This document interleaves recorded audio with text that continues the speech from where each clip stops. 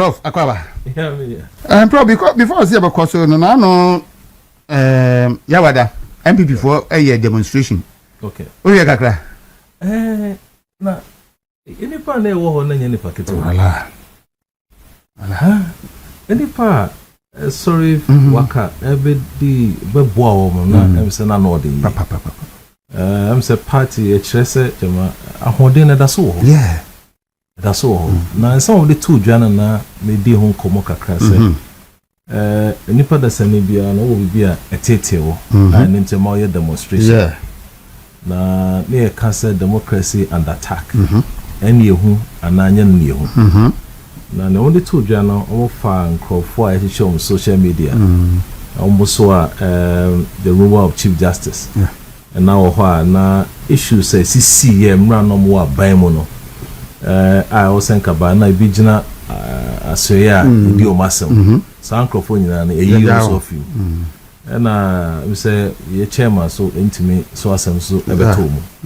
And I say, and somewhere almost Edika.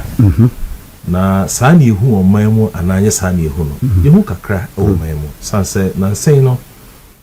Medical can say, a buy beer, buy a chomoko beer, Nanyana share. I was at MBD.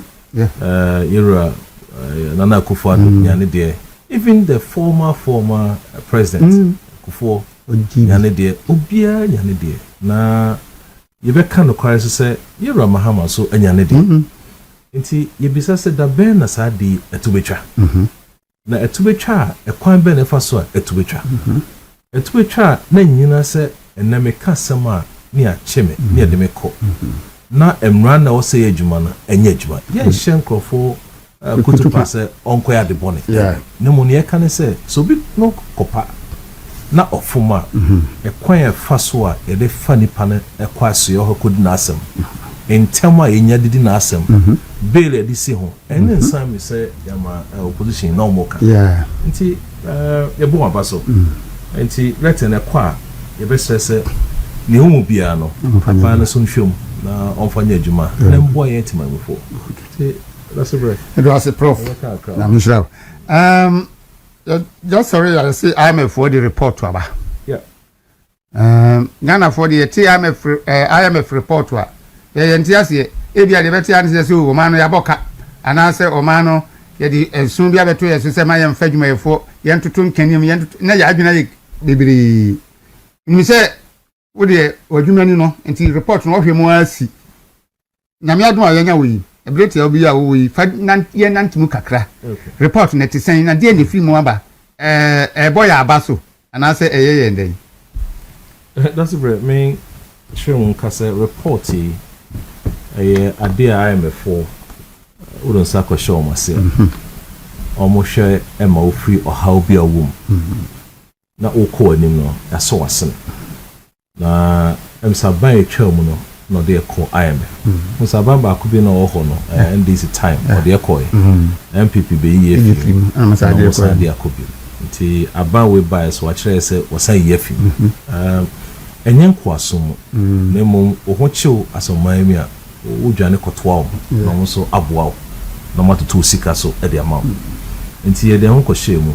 Now, I bring it down, and I'm the report. A brain report a banner sono a chain be a modemo be a form be a wasro a point before so ya hon e be do e kakra na obo hon sa ombe ebe ma last assessment ombe na ye fimo no on the report be brain as a report no sha any sa report yi e yase report here IMF country report number 26 213 last reporter to go now just figure am dia year and number year e ma sa report no na wafa no kenkan okay na wafa sa report na baby o man no ye koyi a special report on ye baby a enkoyi o ma kire na eno na me din komo kakro baby na obi chance na ade na nwa pai wo mu no ye nka ho asem na nwa bone nkwa na ye ka ho asem na wiase no sa wo ko anima ade ya se enka ho wo hede yenye no correct na o de ama akọ ni bebre enti minister afọ no anya dwebe ni ye no maka se no so ebeboa ye bedi nkomo ye kasa ne ye no meka ne nya nso ne aka ho asa na ade ana report na kire ye niema akoso kakra wo aban mu na mo fa afia etwa mu no 2025 no mde o assessment no ma kire bi o man ne amodemo akodu bi a enkoyi na asemba kwa na ye hu e report no say Bank of Ghana interventions our year Oboniche say was effective. Nti say ebi atie for na omo kire say ye maye hu nyewa pai wo mu no. Say na ye ka ho asem. Sa interventions omo year and na omo ka ho asem. Enyo ebi na omo ka ho asem. Me mo yem fam right no so say ho na e ka no e ko wie. Na intervention was effective in stabilizing the forest market. Because say a boy in my forest market be a D sika manone sika e di dwa ho no e ko yie e san so boa ma ye sidi no so enya hoden e san so boa ma inflation e perform e san so boa ma international reserves a ye wono sika ye de to ho sa hoden e ko form na bibi ko man ni ma e betimi den sa ko bom ye timi da boa man e pejai okay it wo hwe sa niema ya on boy abaso say sa interventions are BOG if so a yenya e wo but ade on pese e hu say sa fa so yenya na ye short term and long term initiatives and ye a long term is that obutira nanum penkela bi na ho ato basaba asie na yare na wase no ntu ye hwe structural reforms be boa moment ma page e ho akoye ni e ho na ye ka wasa enti ayese ne a course no and on the report edituja na make interventions na that's even say profile taka say intermediaries Bank of Ghana anye interventions omo ye intermediation I know what you say na ade o start here no o say ye ka ho nsem bebre na yen hwe sa 2 words na yen cheche mu yi obi kasa o ye interventions say ye bobo park so o 2 sides o opponent on the neighbor na o referee ojino referee no be say we NDC unyonko we sun si nyonko no amareka no ama yellow card na wa caution no acho say we eba mu tiema we kojina home on regulating ni na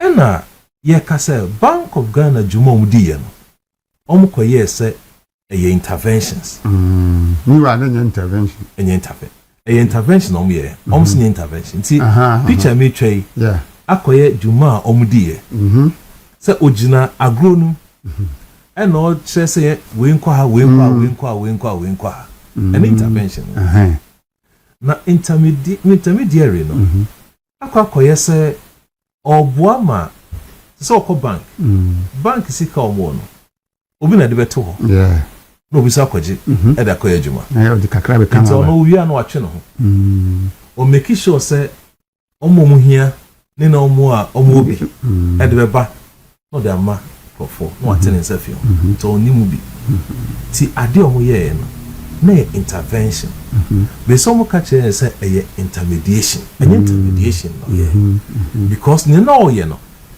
offer dollar na no de be good no watch be bia e wo say echo to jinagro no directly involved in the act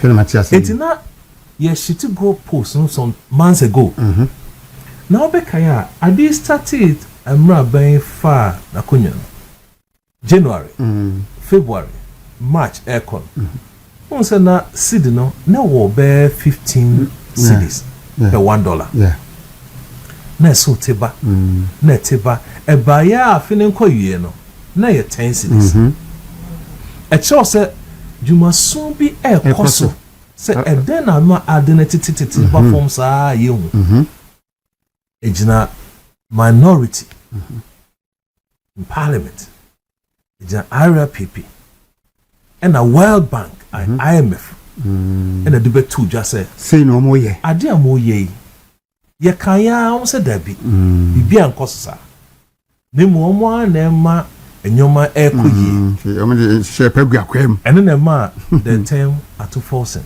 ato is forcing be kaya e ba enti ne ehu se ne ekoso de enye normal ade ayehu na emra ye interventions ne I will see the uncommon. That's a break. And then ebema Central Bank or pepa and only pepa obey. Na obey every bank na I was say oh yes I didn't. Two questions say what here for every henny. Yeah. Or quine say oh yeah. And only quine. The answer is say oh quine say oh yeah. Because no only the mother of all banks. Yeah.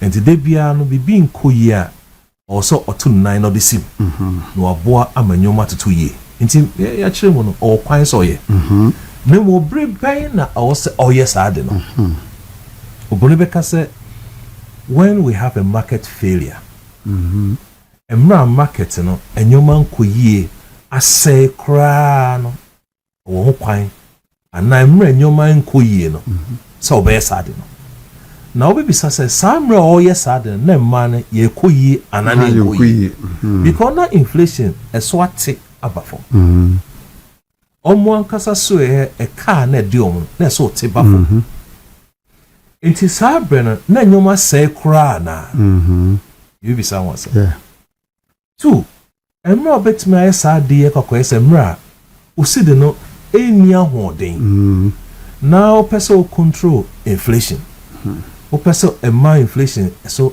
hode no ethical form utimi yes ade no okay sad time so your inflation na worth 54% no na so teba abedu half 23 enti and then also $5 na de kotugum for so ben ebebo enti match wona wi no na sebre se kasa ne boy e kasa ne boy na o share report na buy na what say IMF report a bit told you. On minus car na yahweh the call Bonica Sama 10.6 billion within that period. Dollars. Yeah. 10.6. 10.6. Na ose the 10.6 billion a year 2025 I say buy. And then some 1.7 billion should be all. And near Goldbod in Sense buy. Now yet no 2 figures on our boss Baku a FX sales 10.6 no a gold near to tono. I mean sorry eco goo bank and the share forex market okay.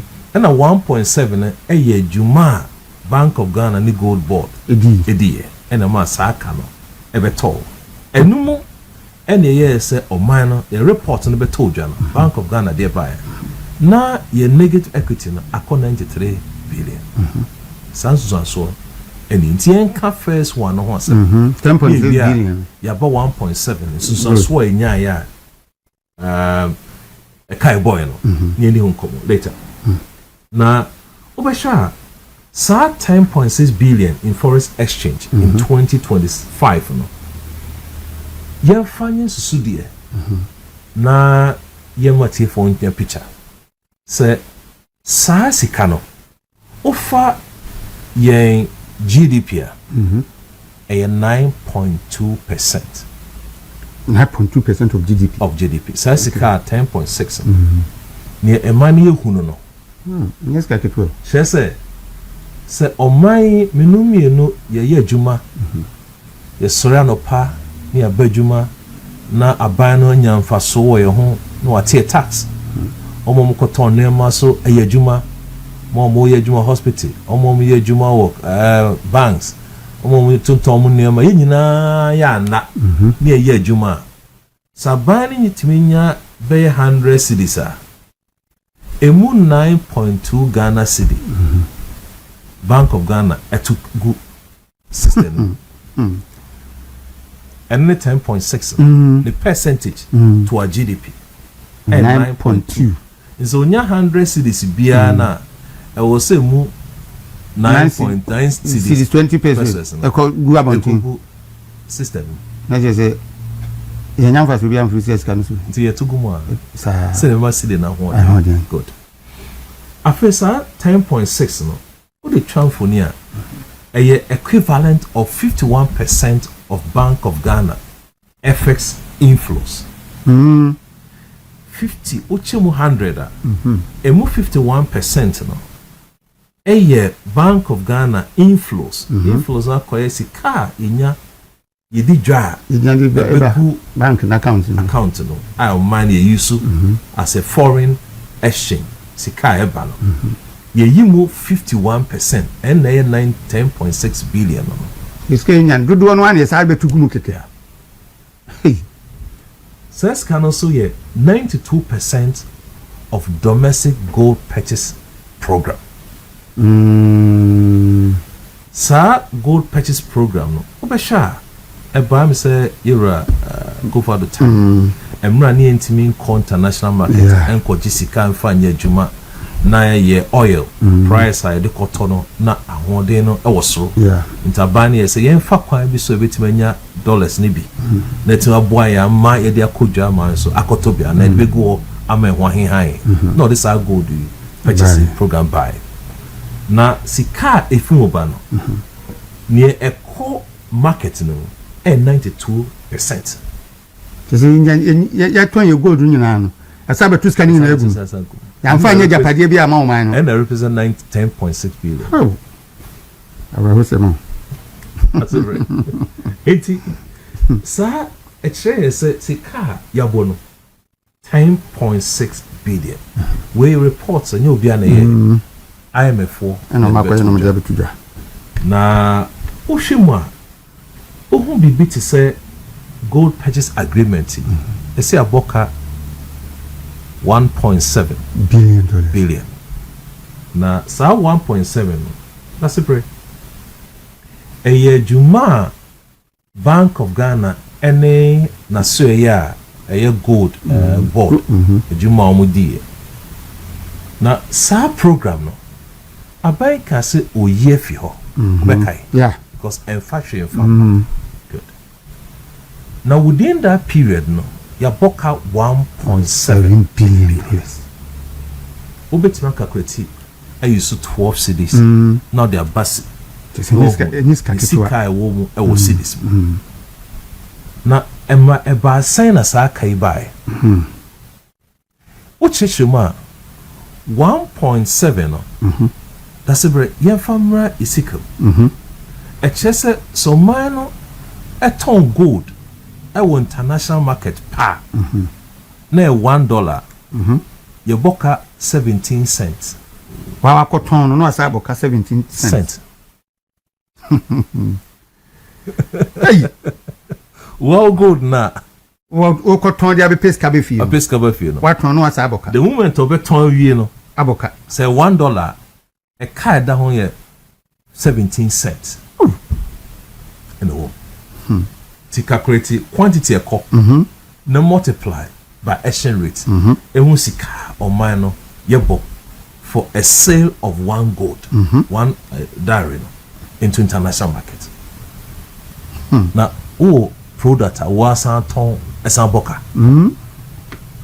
sika gold nya de pro na so man ton e be say nti se me ton ntem nti me koni dwane nya yibo no nya kura me mfa ni na be say we nsi de nsay and then a car a dao I mean na Goldbod at the financial statement by Tuja media no sikano or the ma Goldbod son koto gold na otono at premium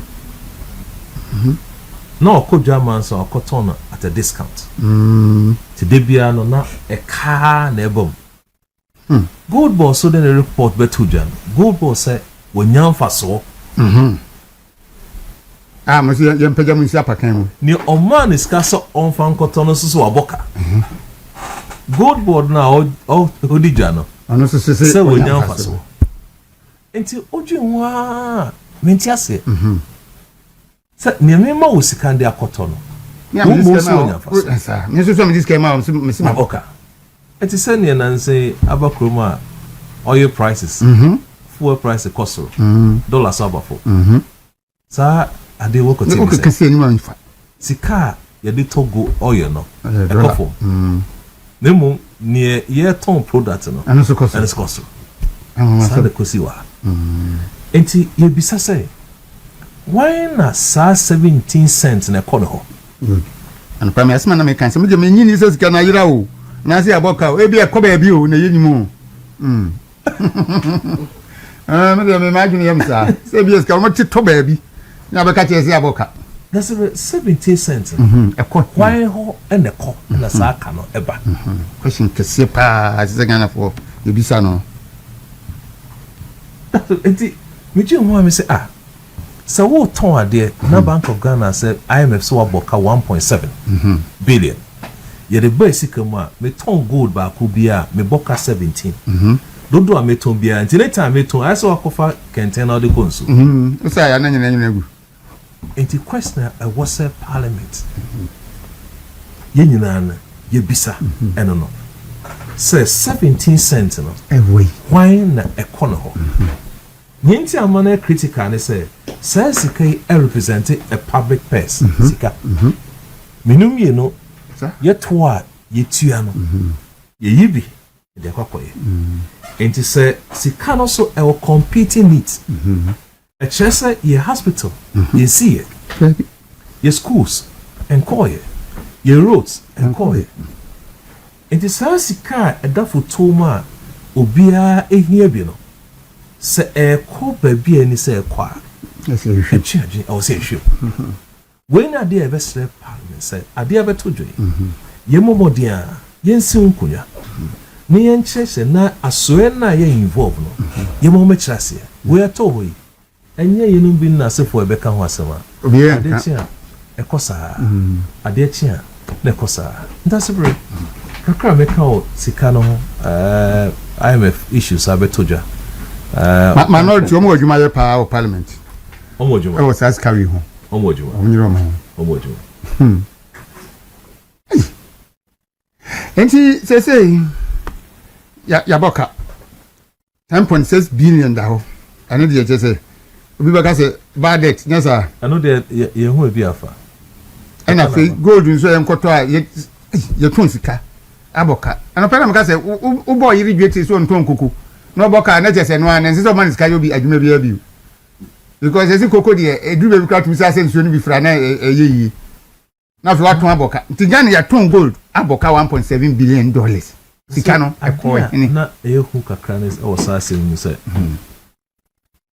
ye ka de bia say anya negative equity you maka say anya negative equity na what the buy anya say de bia ye nya ya nko school ne beti ase a eno kire say that's super let me say yen first can fendi kai na you ntwa picture no say 93.1 or so billion see yen first can toja be okita be 100 cities yes one kasa osi hoyi oja pade awo nyina ya 100 cities esan say enyoman koyi enti okọ bank na onye obi oye cow de so say ye kaso one osi o so de okaka ho to also cow de no your liabilities si cow de e phone or na se phone ye do boma ye mfa ne say ebe 150 asa se minyina yi unjina yi into oja pade awo na say 100 cities na me kai 150 to tell me japade nyina akwa me de ka 50 ti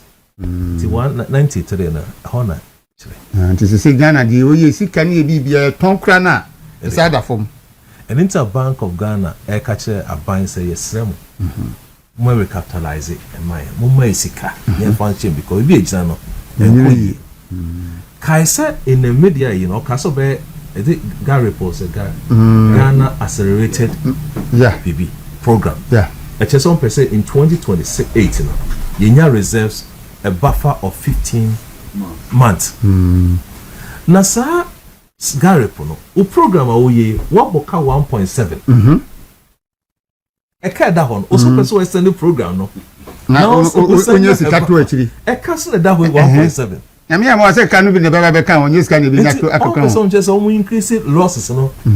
And I quite ben of gold here and officers are going. Gold is out one was okay.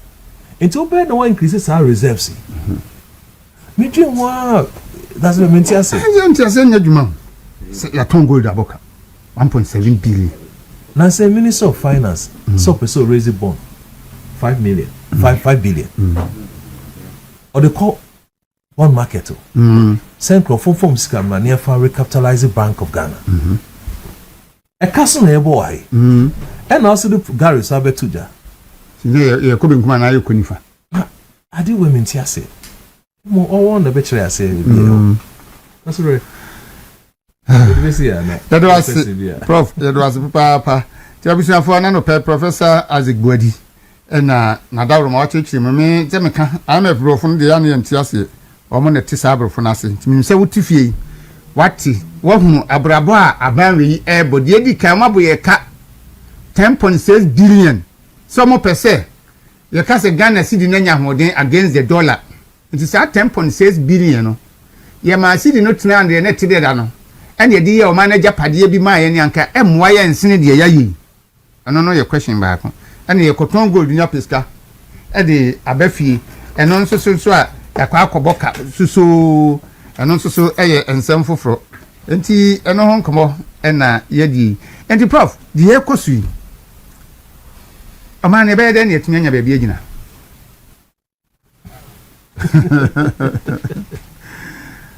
In fact, now you can say, I do be told just say I buy more 5 years. Obekaya say you say the 10 no.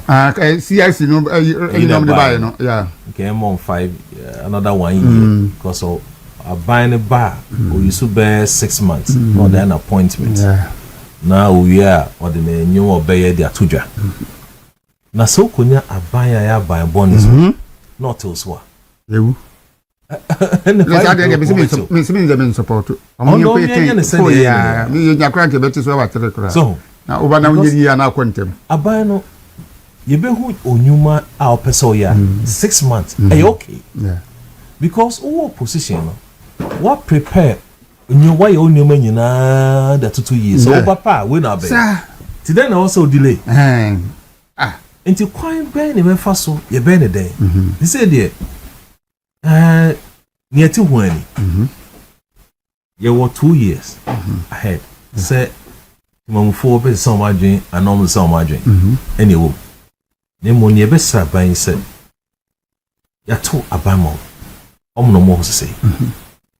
Ne IMF for air cannon. Omuntie bi. So odo mo antie hwe kro omo kɔ no. Report to the 2 journal. That's a most working kind report in the very rich report.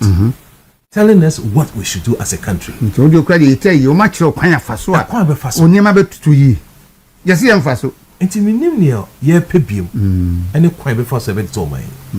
Say ya antinio moka and I yankasa yenim solutions no. Yes, even on my cry him the issue that your problems in him.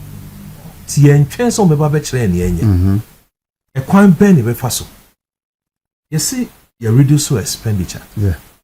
Obekaisa Ashanti Media. So the journey, so I reduce your expenditure. You are be uncle. And so cohe asoye expenses e cost. E be the day. Revenue and koye or target want to meet all the targets. Obey then what to meet your target. A day we are there as so. See say yeah, can be brave. Okay. Report on be brinane or yen church IMF there or more there or be brinane go. Because the kaya NDC for year demonstration on call BOG. Normal request is say Governor Addison. No say at that time no Governor Aboka. Inti or when you qualified to be governor into your own conquest. Almost say Yasuma wing commander no I mean more be head of security duty so media into don't put it no man fa man crowd on social media man fa man crowd and this MPP dey on call there don't put it the command no to was don't some fa man ko no sa ko no nko sa brain e ka na aban no any BOG abwa na omo NDC for some TV dan na nu de ene dabi omo eka omo ja to ho na ne yi ni say e ba say omo report to 2025 eka omo boy omo yi bi free until say omo aba issue May 1st 2026 Q&A statement bi no na expose omo sa pan say na eka na MPP for cassette enye the only account boy 15.63 billion pe nemum na ebi hihihihie baby bi no mabura haba yeguso to share the Q&A May 25th on issue abi with your website na the first question say what were the financial results and omo cheche mom dey buy and say the bank reported an operating loss of 15.63 billion that is account some boy no and other comprehensive income loss of 19.32 billion for 2025 on good. Like I say a can of 15 billion on report to you no. Na bizu she baby. It's a very 34 no. Aha. Eno BOG de na Goldbod de ya na mo kan wasem de yi. Eno emamu. Unim sa. Na omo chechire mu no. Abia na me bisa omo say what are bibi open market operations ne hono na omo che say omo expend sika I think 17.2 or 17 point something billion for open market operations and they can buy now okay omo nyoma na omo che say omo use to absorb money na pese ka profit che mu kakra as far as open market operations you know e na ma sa e ka no e ba ya because who kan omo Q&A asma na e document am me create and me kan wasem na who kan looking ahead nyoma omo so mbe ya e ma e ka omo boy no e bi ensa ma bi won ye di kan omo say omo bisa aban ni say omo with recapitalization bank okay which ubekaya now finance minister to first are shooting it down said they will not finance them no mo konkoton omo you know dan kama no no recapitalize no mo be nya say so mo we are no ma high dan na bi no ma sa high dan from on pa no ma to ama no mo muska family shame so it means that going ahead no on the boka because negative yi na wo no aban ni so omo sa kwan secondly nyomu ya am going ahead omo ma e kan ma bi oni say they are going to shift a car Goldbod boy na eno ka omo ka no ho ani so omo yi free mu no what you say eno oma report you omo say they are going to shift sa e ka no to Goldbod omo on e bo mo ka mo fo mo ka na enko mo kranta so yes so mo ka o ma boni so I mentioned two things the first one is the open market and also me tom dan onu go say omo boss a e can first one so omo boka 15 point something billion and MPP for my hu say 19 bi so she baby na 19 bi e she baby eno na omo abeji tum pe omo document we na me kan CCIM say 19.2 10 point something billion so na she baby and omo sa boka Goldbod hu ka no so man report anka e ka omo boy ni nyina ho ntud ni nya bobo na say kan ya kwa about 50 something billion wabra na Addison de no eno kura na ye 10 billion no eno kura na chechemu wo ho say at that time near covid ama emra no chese BOG act chese omutimi ko ma ai o man no besia but o man ka say besia o mo say printing which technically sky borrowing o mo use so we printed 10 billion me wa o can BOG act now say o man no kwa huhia mu emergency situations bi mu a BOG or say oboa o man sikasem omo fa national Kanofrata went to parliament ko announce so o 10 billion yet no mo say Governor Addison and resigning omo buy o ma bo 15 point or according to 15 point something billion and no o ma sa bo another 19 billion bi e she baby asa na Goldbod de na no to sa she baby foforo and dey Addison omo governor asiama oteho en say ye pam no omo bo na ba so say wa ya de ba. Now going ahead, no much say a kind of boy no. One, it was that OM now a year. So omo this kind of train baby every system ni mu ayi so. A shamana call parliament ko catch parliament say 2025 almost spend 17.2 billion in doing that. As against 12 a year, na ebi BOG use more than even 10 billion 5 years ada. But really over the 17 point something billion. And the koye 2025 on kwa. Inti na ma ekanu. Inti going forward almost say sa at the end of this akaba no. Omo ebejai. But 2026 year almost spend the bill. They are doing it. They promise in their Q&A say omo nye but omo ye because we share the June 10th 2026 now no progress explaining when or lecture now mass now also from the university me allergy I did physics chemistry biology I saw a science student now to me pass yeah you should mic back I say me person effective there Tio. So 2025 no mean 17 billion at the year sa adwuma no they are twin sika no profit chechire June as at June BOG also the Bank of Ghana absorbed 17.24 billion from the banking system through a sale of 14-day bills signaling its determination to keep liquidity conditions tight as policy makers say per the notice of bank of per notice to banks and the public number 865. The June 8, 2026 auction attracted total allotment of 17.24 billion. 2025, almost use 17. As at halfway this year, almost use 17.2 billion. And as I found query, and just say, like why shall 35 more because they are still doing it. So meanwhile, Omo promise it, bro, Omo boka, ne say, Omo bio. What I said, till almost first, you know, say as inflation continues to stabilize within the single-digit range and policy rate normalizes further from the current levels, the yields on the instrument used to absorb CD liquidity from the banking system fall correspondingly. Now, the cost of open market operations, which was the principal driver of the operating loss in 2025, is therefore expected to decline as the policy cycle continues. I almost say a decline. 2025, we used to 17 billion. We have 17.24 billion. NDC for you. So they say on the two things. Yes. The open market operations, yes. And now can say almost transfer at the cost on the BOG, Goldbod. In fact, some reports IMF beto ja na me gile say on be catch Bank of Ghana sa can on boy on Goldbod. Yeah. For my mom. Yes. Books. That was what I was somewhere. Yeah. Because on one declare so on your profit. Meanwhile, need you now man is can so aboka. Ti hane ho enfa kan komano. Fa komano back. No ntia. Also one can some transfer. Yes, I'm some transfer. Yes. And no money. Baby as parliament hwe no money. Enkoye. Two. Sa open market idea ye. Aboyeka.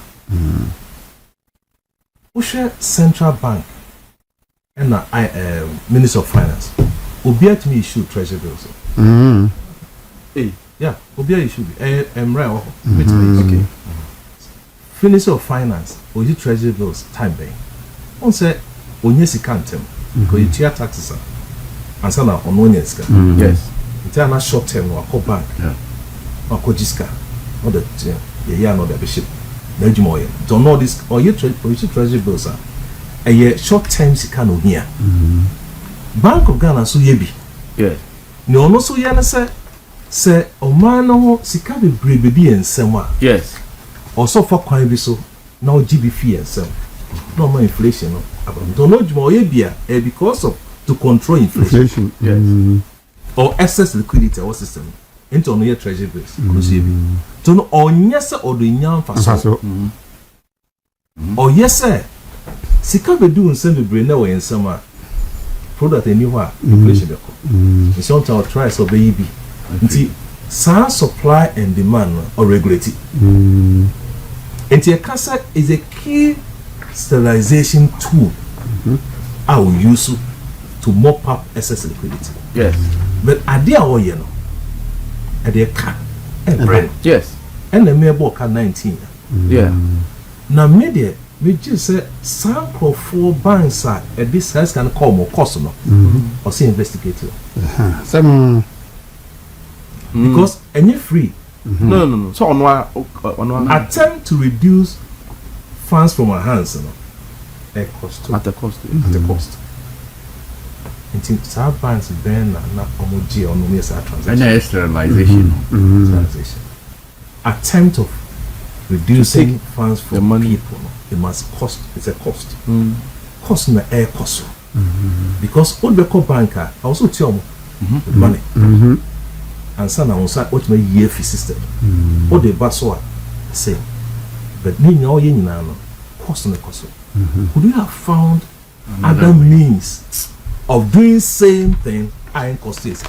And then question was say visa. Because so many costs, so many tools are whole. To get money from us, you know, so many tools are cost. Why this? Because banks, I just can't feel why. See a quite deposit. The more you deposit, you know, it's Kako Bank. Bank just by Friday or so render account of Sika Yajiye, no cheer at 10%. A ye film at the two Bank of Ghana, say. Oh, I see. Every week, piano. Deposit piano, which you are 10%. We 10% film. It is a week and 100 cities. But For the 10 cities. 90. 90 of them are for loans. Now 10 of them are buying. Or no, I buy a free. I buy just says can if you bank only 2 for free. I won't charge you. A bank you are here. There be no interest. So if you didn't know, I was saying, maybe 10%, you know. Say a bank no dia. Bank Bank now the amount. Pay the law. Also, a bank. BOG interest. Yes, BOG. Ontia there be enti so yen nyina discuss for go bank na. Bank no only 90 or the man for loan. Yes. Not the The 10%. interest on utia no utia 100 cedis no. I know BOG. And the same thing will be for Jebosia. BOG. Ten no. On utia interest a man for yen nyina dey akọ. Yes. It also utia 100 cedis Interest. But me one nanten so no dey adwuma. Odi adwuma. Na 10 ko. 10 Akoda no dey interest bi amfiri mu ma. Okay. Say no say anu chere dey ntia yen so ye kobo bi say interest no so no. Enti good. Because also nya more. No timi dia Within the cover, over 100 now, within the tutor. Yes. So question is answer. Other than BOG and raise sa 10 to maybe 20 Yes. to 30. Yes. Just to mop up SS now. Our system. Now I was so go to sika. Emma banks no. Emma omo a coin that a coin bear 10, 20 bro. You will not pay anything to mop up the SS. I've been in it. Yes. I've been in there. And I was when they said, so was it 10? Yes. And only 2. Yes. Bank of Ghana between the Maraba say, and fit 10 and 20. Okay. And 30. Because me check you. Into the more air corner, just a use cafe system, you achieve the same purpose at less or no cost. Than Ubako say 17 billion a year. I change size scan from the. So that is the person. I feel na me who say share banks no. Or no more no. Yes. Corner makers in for banks ben and yes sir a year the normal absorb omo. Yes. Because 2025 why you sue 17 o say obete so per o statement a o dey ababontin no not this year. Okay, that's a June. Half. Why exceed near who spending in 2025? But now, this month, the last month, was announced to cry say almost have absorb more from the system. I already want to be. Aha. So it means that you ain't be we no. Now, say double ya. Na eya more. And nam soon tea. Emma, your boy car. Mo sorry tea Addison. Say yam pamono. Yeah, demonstration I can say. Demonstration. So a bon. No, a boka. But also to our boka. A lot of questions need to be answered. Okay. On one case call parliament. Or say the same you know. Or say even election year, MPP spent 8 billion. Also, this represents an increase from 8.6 billion in 2024 as part of the central bank liquidity and management operations. Even election year now, hear a lot of Sika are also on which year? 2024. 2024. So now here say stabilization or coalition. No. Now buy what be spending 17 billion. Double, more than double the amount. All right. For IMF report in Hons and Seminar, Prof. Aboya Chichimu, Ama Yehun said in America, a cut $10.6 billion, any $1.7 billion, no, is Kaya 12. Now, dear Yawumuno, a 1.7, no. Say, Ubiama was Cassa to gold. The this come out to gold, Missy Maboka 1.7. Once I go to gold, Missy Jamfaso, baby, into the question.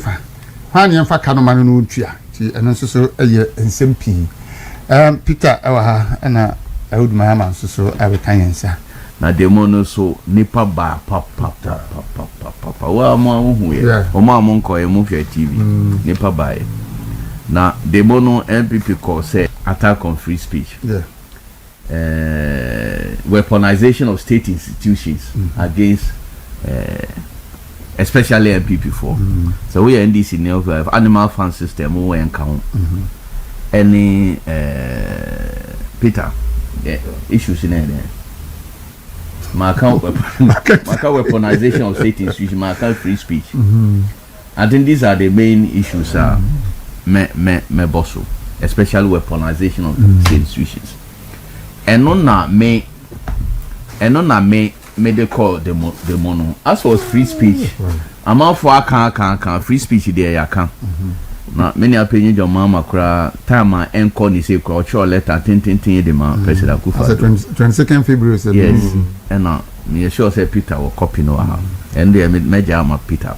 Into Mecca weaponization of state institutions. Now me dey me call you say you was say you was CID. You were BNI, you were Yoko, and there were other institutions, and then courts. Good. And you imagine say, yeah,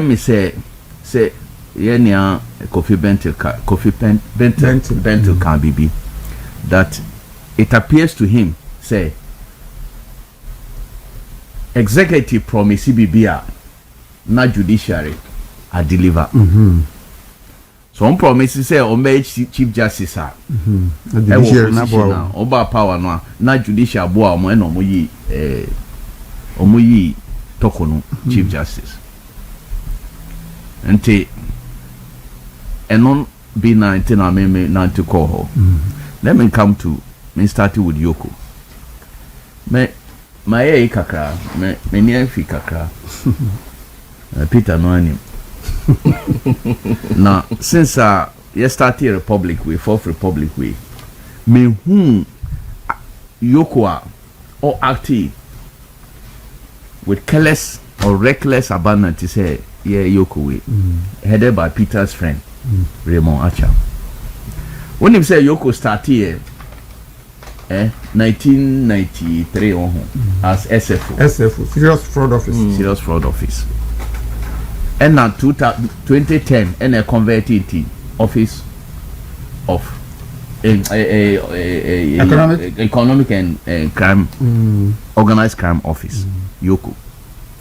Now hereby that institution no who amount for occupy that office and the NDC will be to say lawyer Kwekumote on there now issue be by me ko hu no say papa no a gentleman and the mills ekwenu Kwekumote ofi mu NDC under MPP first person oba mu kai amwa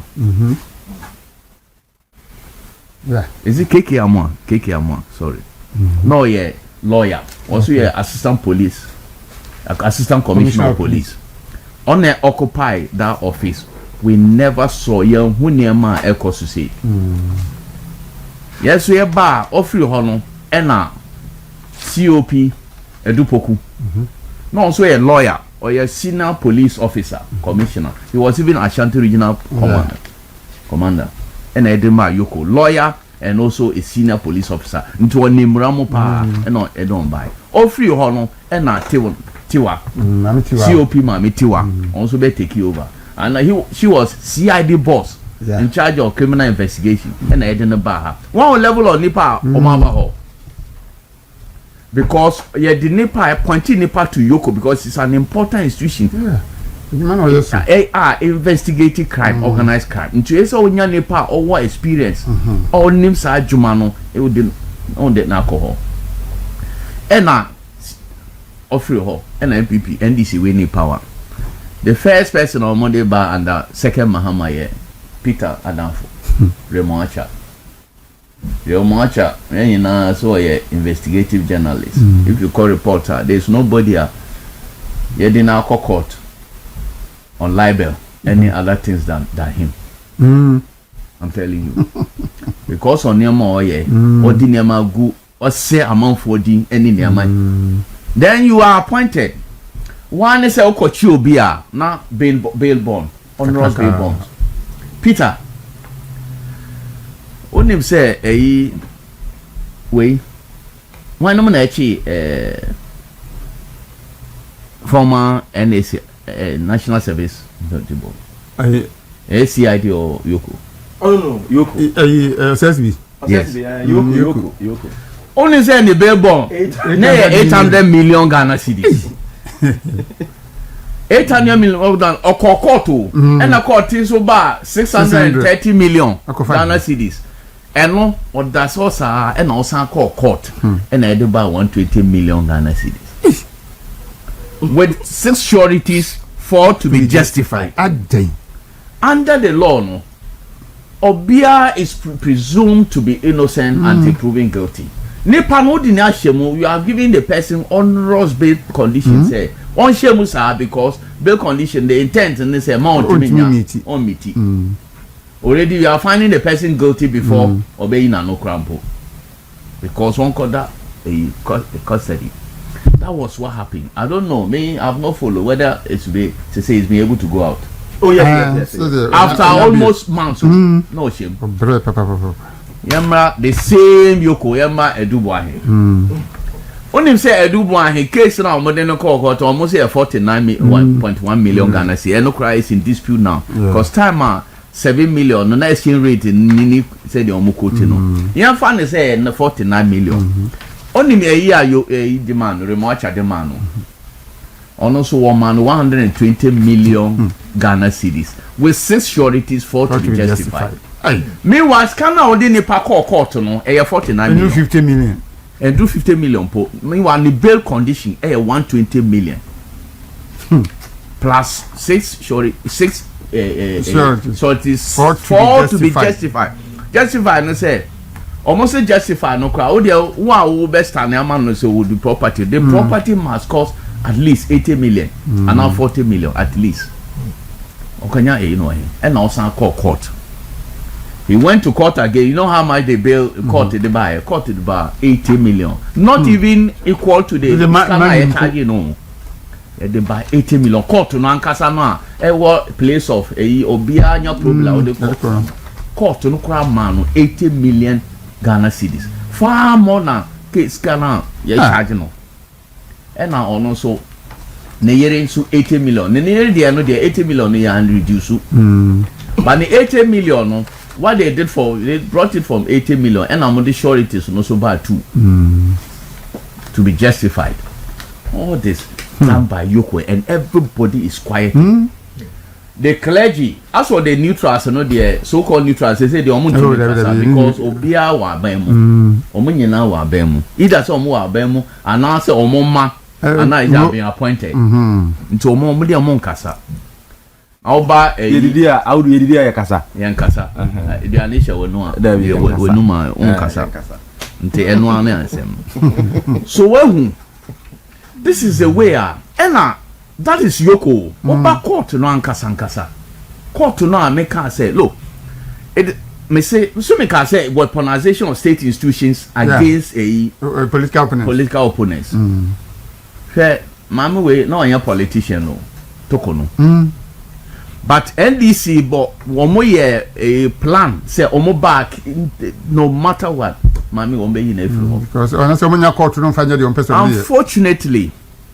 unfortunately institutions now head no they aided her removal and only court the judiciary they aided the removal of their head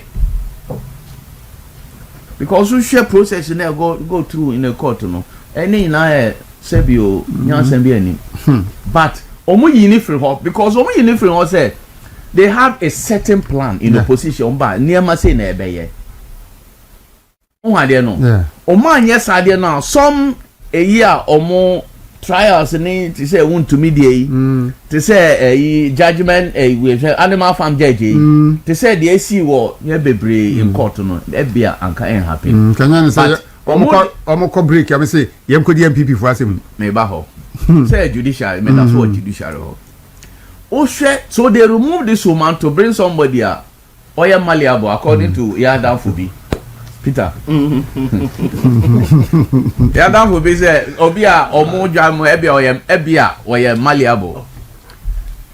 malleable nto omra na embe edi no ba ya they say under the new CJ you also judge be said okay sir even though yanyana are equal before the law no be more important than they because program na lawyer be opinion me say meaning say judge the kind is in a contest because president or to me use sign or to me enama na ye me no I'll be under before the entimi use but those things no that no time in the man come say those are courtesies and privileges and that's why more important because president kokun obia under the law no you see and now free power na say kokun obia and now we bonia under the law no, even though your constitution said the no yes, so president di Bonia within the first 3 years one team and try no after leaving office no or di Bonia say after or when the president leaves office after first 3 years one year bibi fa no ho ultimate prosecute no but after 3 years no bibi ba e bia opie wa ko hu say wa di Bonia bia ultimate prosecute ni biom okay ena e wo ho o hwe CJ we ade o ye na no ya ena ye say vacation court vacation no is it by law omo regulations ne omo CI you see Peter down for a church mu Peter lawyer down for the lawyer CI 47 order 79 rule 4 they say time be so court judges and lawyers omo court break ajo omo ko me kakra because it is something they've worked for the whole year. That's the period that almost the rested.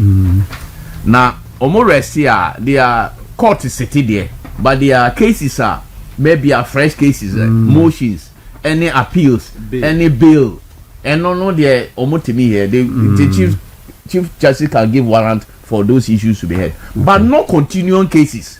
Cases I will court here continue. Yeah, who be that? According to lawyers, this is a timer. Yeah, they say.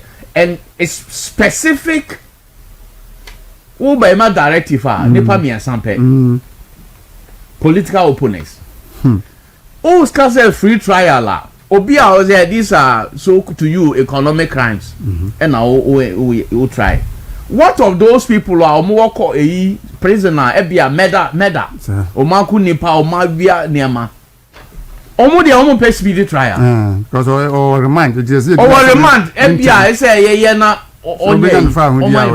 those people no don't they need speed trial why is it that only 3 people way and now omo need this speedy trial so that omo lawyers any judges I see on cases must be in court to try them why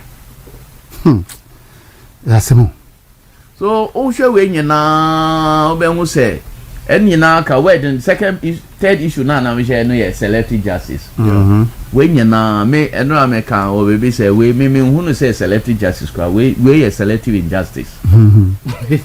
We are selective injustice because we are justice must be fair. It must be reasonable and must not be capricious. And everybody who is affected must enjoy your justice. But we are justice, not so we are against a particular people like Obaye who selectively trying your other people. By the first thing you did was to file nollie prosequi against wow party ma a nollie prosequi for your wow party for. Yan share bibi onim say seglement alone, according to report by the money that was supposed to have been spent was supposed to be $70 million out of 200 million into $130 million and no work out. Multiply by even if it is 10 cedis to $1, that's 1.3 billion. Cases all trying now MPP who are now, they are not all of them if we put together, it's not up to 1.3 billion. And so all of them nipa back what jana manako. Me wa cases now who hustle who try a do buying who SB entry Hanan, especially these three people are so far who try mono. If you put their money together, they are not even one tenth of the seglement not to talk about ACA, not to talk of other cocoa board in the so this is a system I work and then when you now come and people you say no, there is something happening in this country. I say yeah, Ghana for Nante, and we are seeing now the whole world should know what is happening in Ghana. As for free speech, I'm sure say Peter, I'll lay down to Peter. Arrest on free speech in India, and me debema Peter one can and maybe some. One can maybe some. Now, me tell you, I say you for MB before some you could direct tattoo holder. I see BC Abronye. I don't know. Me call baby na name will be mentioned here briefly. But it appears to me say I dare not explain you. No peno. Obia somu say every baby power Abronya must go to Yoko. Me just here. Me name just here. I was say every to be joke say every baby wa 2017 kura action kakra yeah confiscation of cars from previous government official crash. Just a bit no. And the Peter, yeah, my jam, na I'm going to say, oh, dear, you have a way of bringing me back. Because who be provoking me, now my back.